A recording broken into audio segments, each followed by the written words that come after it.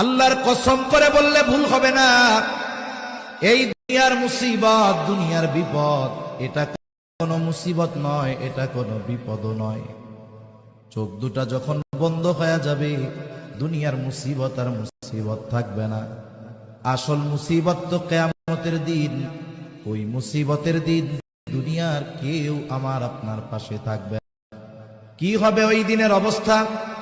আল্লাহ তাআলা কোরআনুল কারীমের মধ্যে একটা চিত্র তুলে ধরে বলেন, ইয়াউমা ইয়াফিরুল মারউ মিন আখিহি ওয়া উম্মিহি ওয়া আবিহি ওয়া সাহিবাতিহি ওয়া বানিহি লিকুল্লি ইমরিইন মিনহুম ইয়াউমাইযিন শা'নুন ইউগনি।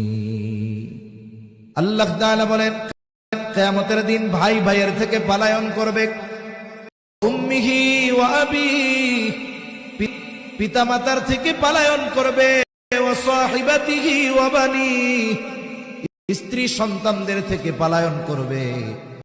অথচ এই দুনিয়ায় একটা মানুষ মা বাবার চেহারা দেখলে অন্তর শীতল হয়ে যায়, সন্তানের বাবা ডাক শুনলে হৃদয়টা শীতল হয়ে যায়, স্ত্রী সন্তানের চেহারা দেখলে চক্ষু দুইটা শীতলতা লাভ করে। কিন্তু কিয়ামতের দিন কেউ কারো সাথে দেখা হোক এটা কামনা করবে না। প্রত্যেকটা মানুষ নিজের চিন্তায় বিভোর থাকবে, সকলেই চিন্তিত থাকবে।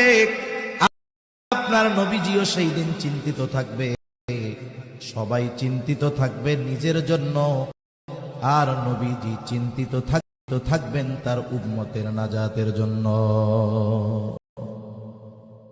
সেই দিন মানুষেরা এমনটাও আল্লাহ তাআলার কাছে বলবে, আল্লাহ, সারা দুনিয়ার সব মানুষকে জাহান্নামে দিয়ে হলেও আপনি আমাকে মাফ করে দেন। সেই দিন সকলে নিজের নাজাতের চিন্তা করবে, নিজে বাঁচার করবে। আর ওই দিন নবী কি করবে? একবার নবীজি দৌড়ায় চলে যাবেন হাউজে কাউসারের কাছে। না জানি তার কোন উম্মত পানি পানে মাহরুম হয়ে যায়। আবার দৌড়ায় চলে যাবেন পুল সিরাতের কাছে। না জানি কোন উম্মত পুল পাড়ি দিতে ব্যর্থ হয়ে যায়। আবার দৌড়ায় চলে যাবেন জাহান্নামের কাছে। না জানি কোন উম্মত